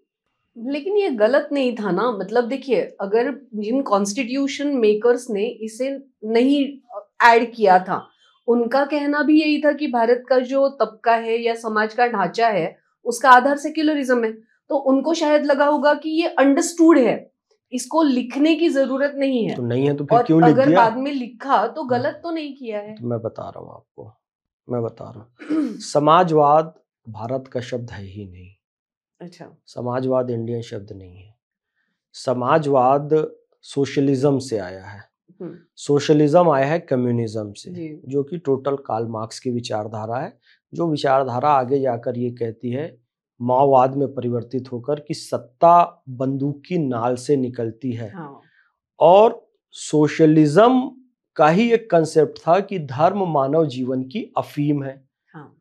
उसी के हिसाब से सेक्युलम शब्द आया, सेक्युलर शब्द इसमें जोड़ा गया। हमारे यहाँ समाजवाद शब्द नहीं था। हाँ, ठीक है। सबका साथ सबका विकास जो हम बात करते हैं कि सबको साथ लेकर चलना है, उसके लिए शब्द था रामराज। बिल्कुल, गांधी जी। ठीक है। तो गांधी जी ने भी समाजवाद शब्द की बात नहीं की थी, रामराज शब्द की बात। गांधी जी ने धर्मनिरपेक्ष समाज की बात नहीं की थी, धर्म प्राण राज्य की बात कही थी कि राज्य में धर्म होना चाहिए। यतो धर्मा ततो जया, इसलिए सुप्रीम कोर्ट में लिखा हुआ है। आप मुझे एक भी, आप तो इतने बड़ी हिस्ट्री के विद्वान हैं, आप मुझे एक भी वर्ड बता दीजिए पूरी इंडियन हिस्ट्री में कि धर्मनिरपेक्ष शब्द आया हो। बुद्धम शरणम गच्छामि, धम्मम शरणम गच्छामि, संघम शरणम गच्छामि। धर्मनिरपेक्ष शरणम गच्छामि आया क्या? सुलह कुल, आप सुनिएगा मेरी बात को, वो दूसरे अर्थ में है जी। उसके लिए सर्वधर्म संभाव शब्द है। आप सुलह कुल जो कह रहे हैं उसके लिए धर्मनिरपेक्ष शब्द नहीं है ना, एक मतलब नहीं है। धर्मनिरपेक्ष यानी सेक्युलरिज्म से है। सेक्युलरिज्म इसी अर्थ में आया था कि धर्म मानव जीवन की अफीम है जी। लेकिन हमारे पास जो सुलह कुल शब्द भी है उसका अनुवाद सर्वधर्म संभाव होता है। धर्मनिरपेक्ष यानी, मैं आपको थोड़ा टेक्निकल भाषा में ही बता देता हूं, सेक्युलम शब्द से सेक्युलर आया है। सेक्युलम यानी इहलोक से संबंधित, परलोक से कोई लेना देना नहीं है। लेकिन क्या हम परलोक पर विश्वास करते हैं? करते हैं, तभी हम ईश्वर को मानते हैं, आत्मा को मानते हैं। तो ईश्वर आत्मा को यदि आप निकाल दें, पूर्ण भौतिकवाद को मान ले, तो आपने तो भारतीय दर्शन की आत्मा ही निकाल दी। सेक्युलम शब्द को लाकर, सेक्युलर शब्द को लाकर और परलोक की धारणा को खत्म कर दिया, ईश्वर आत्मा की धारणा। भारतीय नागरिक नैतिक इसीलिए है क्योंकि वह ईश्वर को मानता है, क्योंकि वो आत्मा को मानता है, क्योंकि वो पुनर्जन्म को मानता है। और सेक्युलर की ओरिजिनल परिभाषा यदि आप देखेंगे, क्लासिकल परिभाषा जो वेस्टर्न से आई है, उसमें ना ईश्वर को मानोगे ना आत्मा को मानोगे, आप किसी भी स्पिरिचुअलिटी को नहीं मानोगे। इसलिए गांधी जी पढ़े लिखे आदमी थे भाई, समझदार आदमी थे। उनको पता है कि मार्क्स वाला ये सेक्युलरिज्म नहीं लाना है। तो कब भारत धर्म प्रमाण देश है, राज्य में धर्म होना चाहिए, सुलह कुल सर्वधर्म संभाव है। सेक्युलरिज्म जो है वो आपको धर्म से विमुख कर देता है। तो इसलिए यदा यदा ही धर्मस्य ग्लानिर्भवति भारत अभ्युत्थानम धर्मस्य तदात्मानं सृजाम्यहम् परित्राणाय साधूनां विनाशाय च दुष्कृतां धर्म संस्थापनार्थाय संभवामि युगे युगे। धर्म निरपेक्ष संस्थापनार्थाय, धर्मनिरपेक्षता की संस्थापना की बात हुई है कि धर्म की संस्थापना की बात हुई? धर्म यदा यदा ही धर्मस्य कहा गया। उसी तरीके से बुद्धम शरणम गच्छामि, धम्मम शरणम गच्छामि, धर्म की शरण, धर्मनिरपेक्षता की शरण नहीं कहा गया। आप तमाम साहित्य उठाओ, परहित सरिस धर्म नहीं भाई, परहित सरिस धर्म निरपेक्षता भाई, ऐसा तो नहीं कहा गया। यतो धर्म ततो जय कहा गया, जहां धर्म होता है उसकी जय होती है कहा गया। आप पाली पूरा लिटरेचर उठाकर देखिए, बौद्धों का साहित्य, प्राकृत साहित्य उठाकर देखिए, आप जैनों का साहित्य उठाकर देखिए, आप संस्कृत साहित्य पूरा उठाकर देखिए, आप हिंदी साहित्य पूरा, मराठी साहित्य पूरा, कन्नड़ साहित्य पूरा उठाकर देखिए, तमिल से, एक भी जगह आपको धर्मनिरपेक्ष शब्द नहीं मिलेगा। मिलेगा तो धर्म शब्द मिलेगा। धृति क्षमा दमोस्तेयम शौचम इंद्रिय निग्रह धीर विद्या सत्यम अक्रोधो दशकम धर्म लक्षणम। धर्मनिरपेक्ष लक्षणम नहीं का। तो धर्मनिरपेक्ष शब्द विदेशी शब्द है, धर्म प्राण शब्द भारतीय शब्द है, रामराज शब्द भारतीय शब्द है। तो यदि अटल जी से जब पूछा गया कि भारत की राजनीति में धर्म नहीं होना चाहिए, अटल जी से जब पूछा गया राजनीति में धर्म नहीं होना चाहिए, तो उन्होंने कहा धर्म नहीं होना चाहिए तो क्या अधर्म होना चाहिए? ये प्रश्न है। हाँ। तो देखिए वो अगर हटा रहे हैं ना, उसके लिए कोई दूसरा शब्द, अब रामराज शब्द लाएंगे तो भी आपत्ति होगी। भारतीय शब्द, ऐसे तो जी महात्मा गांधी को हम मानने वाले हैं, महात्मा गांधी रामराज ही कहते थे। तो सुलह कुल सर्वधर्म संभाव के अर्थ पे होता है। तो हम भारत को लोग भारत को एक संपूर्ण प्रभुत्व संपन्न रामराजी सर्वधर्म संभावी गणतांत्रिक देश मानते हैं, ऐसा कर दो तो सर्वधर्म संभावी ला लो, रामराज ला लो, पॉजिटिव लाओ ना। ओके। अच्छा फिर मत लाओ, अब फिर हाँ यही बात है भाई, कोई भी चीज निगेटिव शब्द हम क्यों डालें? धर्म से निरपेक्ष रहना है, क्यों? रामराज ला लो, धर्म सापेक्ष ला लो, क्या दिक्कत है? समाजवाद की जगह रामराज ला लो, उस पर आपत्ति होने लगेगी। सर्वधर्म संभाव भारत का इसीलिए है क्योंकि भारत धर्म प्राण देश है, उस धर्म को ना निकाला जाए। और इसकी प्रस्तावना में थोड़ा सा शब्द आया है, ठीक है ना भाई, क्या दिक्कत है? अब अहमदनगर अहिल्या देवी नगर हो गया जी, इलाहाबाद प्रयागराज हो गया, मद्रास चेन्नई हो गया, बंबई मुंबई हो गया। तो हम अपनी संस्कृति से जुड़ रहे हैं ना, तो क्या दिक्कत है संस्कृति से जुड़ने में? विदेशी शब्दों को निकाल रहे हैं, क्या दिक्कत है? अच्छी बात है। ओके, सो फैज सर, ये जो कल्चरल रेनेसांस चल रहा है फिलहाल ना, सांस्कृतिक पुनर्जागरण, जो आप कह रहे हो कि हम अपनी संस्कृति से जुड़ रहे हैं, और यहाँ एक आरोप लगाया जाता है स्पेशली बीजेपी पे कि बीजेपी के राज में मुस्लिम समाज डरा हुआ है। तो इस मुस्लिम समाज को आप आने वाले 50 साल में भारत में कहाँ देख रहे हैं? मतलब आप तो देख ही रहे कि मुस्लिमों के प्रति काफी विरोध दिखाई देता है, मुस्लिमों में भी विरोध दिखाई देता है हिंदुओं के प्रति, तो ये कहाँ जाके खत्म होगा? नहीं देखिए, आरिफ मोहम्मद खान साहब से ये क्वेश्चन पूछा गया था, जी। आरफा खानम शेरवानी ने ये सेम क्वेश्चन किया था, तो आंसर वही है जो आरिफ मोहम्मद खान साहब ने दिया। हम आने वाले 50 सालों में मुसलमानों को कहाँ देखते हैं? हम आने वाले 50 सालों में मुसलमानों को वहाँ देखते हैं जहाँ हिंदुस्तान को देखते हैं। मुसलमानों का भविष्य क्या होगा? जो हिंदुस्तान का भविष्य होगा। लेकिन मुस्लिम तो डरे हुए हैं ना। मेरी किसी बात से आपको डर महसूस हो रहा है क्या? नहीं भाई, हामिद अंसारी जो इस देश का उपराष्ट्रपति है, वो कहता है मुसलमान डरा हुआ है, तो यानी कि झूठ बोल रहा है। इकबाल की पॉलिटिक्स पे चल रहा है, वो पूरा इंटेलेक्चुअल है, समझदार है, सारे संसाधनों को उपभोग कर रहा है, फिर भी क्या कर रहा है? डर की राजनीति। मैं 2017 से 2020 लेह से कन्याकुमारी, कन्याकुमारी से वैष्णो देवी, पूरा भारत 15,000 किलोमीटर पैदल चलाऊं, 80% टाइम हिंदुओं के घरों में, मंदिरों में, मठों में रुका हूं। मुसलमान होने के कारण मुझे किसी ने कंकर भी नहीं मारा, और कहते हैं जी मुसलमान असुरक्षित है। इंडोनेशिया में सबसे ज्यादा मुसलमान नहीं, अब नई जनगणना आएगी, सबसे ज्यादा मुसलमान भारत में है, सबसे ज्यादा मस्जिदें भारत में, सबसे ज्यादा सजदे भारत में होते हैं, सबसे ज्यादा फिरके इस्लाम के सुरक्षित भारत में है। मुसलमान कहां से असुरक्षित है? तो ये सब झूठ बातें हैं। आयुष्मान कार्ड योजना हो, उज्ज्वला योजना हो, प्रधानमंत्री आवास योजना हो, सारी योजनाओं का लाभ मुसलमानों को बराबर मिल रहा है, औसत से ज्यादा मिल रहा है। तो ये डर पैदा कर रहे हैं जानबूझ के, देश में अस्थिरता के लिए, देश के एक और विभाजन के लिए। जो इकबाल ने जो गंदी गलीज हरकत की, वो फिर से लोग चालू कर रहे हैं कि मुसलमान असुरक्षित है, भारत तेरे टुकड़े होंगे इंशाअल्लाह, कश्मीर की आजादी, भारत की बर्बादी, चिकन नेक काट देंगे, असम को अलग कर देंगे, इतना मवाद भर दो कि सेना वहां तक ना पहुंच पाए। ये सब क्या हरकत है? ये सब यही हरकत है। मुसलमान इस देश में पूरी तरीके से सुरक्षित है। मैं सुरक्षित हूं ना? बिल्कुल। हामिद अंसारी सुरक्षित है ना? हामिद अंसारी कुटिल राजनीति कर रहा है, इसलिए मुसलमानों को भड़का रहा है। मैं पॉजिटिव राजनीति कर रहा हूं, इसलिए मैं मुसलमानों को पॉजिटिव संदेश दे रहा हूं। सऊदी अरब जो जाते हैं मुसलमान, वो भी तो वीडियो बना के भेजते हैं कि हम परेशान हो गए, हमारा पासपोर्ट छीन लिए, हमको बुला लो। भारत आते हैं तब सुरक्षित महसूस करते हैं। पूरी दुनिया में सबसे बढ़िया देश भारत है, मुसलमानों के लिए भी भारत है। इस बात को समझना चाहिए। बिल्कुल। लेकिन अब जैसे देखिए कि हिंदू जो सनातन धर्म है, ये काफी लिबरल है। हिंदू धर्म में ये रहा है कि जो भी सुधार आए या जो भी चेंजेस आए, उसको हमने एक्सेप्ट किया, एडॉप्ट किया, है ना, और उसके हिसाब से अपने आप को मोल्ड किया। मुस्लिम अपने आप को मोल्ड करने के लिए रेडी ही नहीं है। उसका एक एग्जांपल देती हूँ। अभी अभी एक एड आई थी दीपिका पादुकोण की, है ना, अबाया पहने हुए, और फिर उसके ऊपर फिर से विवाद हो गया क्योंकि उन्होंने अबाया पहना है, आई थिंक सऊदी अरेबिया का कोई एड था। तो इसके बारे में आप क्या कहना चाह रहे हैं कि मुस्लिम किसी तरीके से अपने आप को मोल्ड करने के लिए तैयार नहीं है और ऊपर से कहते हैं कि हम डरे हुए हैं, तो इसके लिए रिजोल्यूशन क्या होगा या फिर रिफॉर्म कैसे आएगा?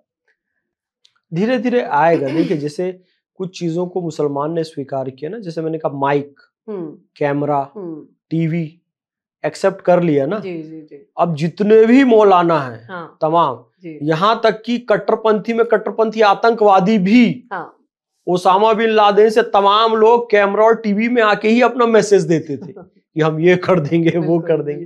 तो कहने का मतलब ये है, अब भले निगेटिवली इस्तेमाल उन लोगों ने किया उसका, लेकिन उसको स्वीकार किया। पहले युद्ध होते थे तलवारों से, तीर से, अब ये लोगों ने मशीन गन और ये सब एक्सेप्ट कर लिया ना। पहले परिवहन का साधन घोड़ा था, ऊंट था, युद्ध में घोड़ा ऊंट सब इस्तेमाल होता था परिवहन के साधन के रूप में। अब वो जीप भी में भी चला रहे हैं, टैंक में भी चल रहे हैं, बस में भी चल रहे हैं, हवाई जहाज में भी चल रहे हैं। तो इसको एक्सेप्ट किया ना धीरे से, तो धीरे से सुधार आएगा। हाँ, कट्टरपंथ भी चल रहा है, बढ़ भी रहा है, लेकिन उसी के क्रम में सुधार भी चल रहा है। एक मुस्लिम लड़की ने जिस तरीके से ईरान में हिजाब के विरुद्ध क्रांति की, तो अब काफी सारी छूट ईरान को देनी पड़ी है हिजाब को लेकर। यार, हिजाब मेरी चॉइस हो, जैसे भारत में कोई मुस्लिम लड़की पहने तो ठीक, ना पहने तो ठीक। आप कंपलसरी कर दोगे उसको पहन के ही घूमना है 24 घंटा, तो ये गलत है ना। तो सारे दुनिया की मुस्लिम लड़कियों में इस बात को लेकर रोष तो है, तो सुधार तो आएगा, पर समय के साथ धीरे धीरे आएगा। ये हम लोग गाली खाते रहेंगे पर अपनी बात बोलते रहेंगे, तो धीरे से यूथ सोचना चालू करेगा, यार बोल तो सही रहे हैं, हम कब तक इनको गाली दें, थोड़ा इनकी बात ध्यान से भी तो सुने। तो हमारा ये बोलना, ये पॉडकास्ट, ये वास्तव कट्टा जो है, ये बहुत बड़ा परिवर्तन लाएगा। आप इस बात को समझ जाइए, आएगा सुधार। लेकिन फैज सर, ये सुधार लाते लाते कितने लोगों को अपनी जान गंवानी पड़ेगी? क्योंकि आपने पहलगाम में देखा होगा कि धर्म पूछ के मारा गया, तो ये सुधार आने तक हम कितने लोगों को खो देंगे? नहीं, ऐसा है, फिर उसके लिए इंडियन आर्मी को तो अपना काम करना पड़ेगा ना। जैसे हम जीव दया प्रेमी हैं, महात्मा गांधी से बड़ा कोई जीव दया प्रेमी नहीं हुआ, लेकिन महात्मा गांधी ने भी लास्ट में कह दिया कि भाई ये अगर ये कुत्ते सारे पागल हो गए और लोगों को काटे जा रहे हैं, मार डाल रहे हैं, तो इनको तो खत्म करना ही पड़ेगा। सही बात। तो जो कट्टरपंथ के नाम पर एकदम ही पागल आतंकवादी बन गए हैं, तो इंडियन आर्मी उनकी भी खोपड़ी खोली ना। ये देखो, एक कट्टा का दो अर्थ है, एक तो चौक चौराहा होता है मराठी भाषा में, जी। और यूपी और बिहार चले जाए तो कट्टा का मतलब गन होता है, देसी जी। तो वास्तव में हमारी आर्मी ने फिर दोनों तरह के कट्टे का इस्तेमाल किया। एक तो चौक चौराहे पे जाके समझाया कि बेटा ये सब टेररिज्म छोड़ो, ये सब अच्छी, आप वीडियो देखती होगी कि इंडियन आर्मी जा जाके घरों में जाके समझा भी रही है। फिर भी अगर आप नहीं समझोगे तो भाई दूसरे वाले कट्टे का इस्तेमाल तो करना ही पड़ेगा। तो ये बात है, और जब समझा रहे हैं तो आप समझो, मुख्य धारा में आओ। बिल्कुल। हाँ, उसके लिए हमारे देश के लोगों ने भी अपनी बलिदानी दी और इंडियन आर्मी ने भी अपनी बलिदानी दी। और हम एक ही निवेदन करते हैं, जो बिल्कुल भी हिंदुओं के साथ नहीं रह सकता, दूसरी संस्कृति के साथ नहीं रह सकता, इसी क्लेम के साथ पाकिस्तान बना था कि हमारे बिलीफ अलग हैं, हमारा खान पान अलग है, हमारे कपड़े अलग हैं, हमारे रीति रिवाज अलग हैं, हम नहीं रह सकते, तो हमको पाकिस्तान दे दो।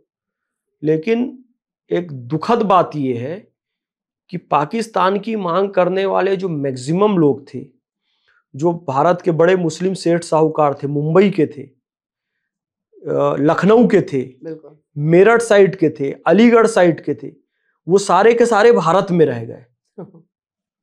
इवन जिन्ना भी पाकिस्तान नहीं जाना चाहता क्योंकि उसकी सारी प्रॉपर्टी तो मुंबई में थी, उसका सारा बिजनेस मुंबई में था। अलावा जिन्ना कोई पाकिस्तान गया ही नहीं। जो ये नेस वाडिया, नुस्ली वाडिया, ये सब जो बॉम्बे डाइंग पूरा है, ये सब जिन्ना के नाती पोते।